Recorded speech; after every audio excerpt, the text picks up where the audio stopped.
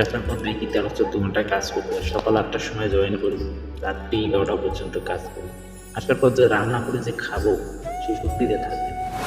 আমি না ভাই সবার প্রথম ভুটান আসছিলাম। ভুটান আসার পর তারপর দেখি আমি ভাবছি বাড়িতে থাকার পর যে প্রবাস নাকি অনেক খুব সুখের হয়। ভুটান আসলাম, আসার পর দেখি যে প্রবাসীদের মতো কষ্ট কেউ হয়তো করে না।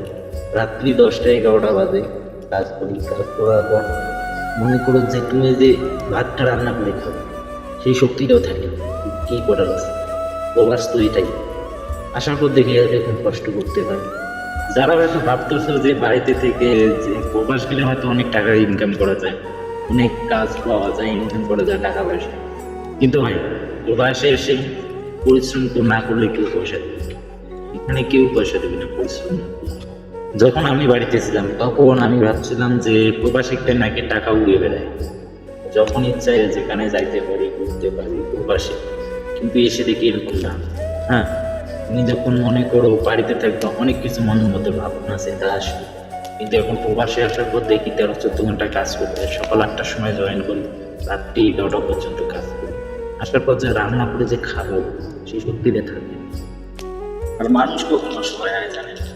যখন সে দূরপ্রবাসে আসে তখন খুব অসহায়, কারণ সেখানে যদি কোনো জ্বর হয়, শরীর অসুবিধা হয়, তেমন মানুষ থাকে, সে নিজেকেই সে কন্ট্রোল করতে হবে। এখানে কোন দেখার মতো থাকে।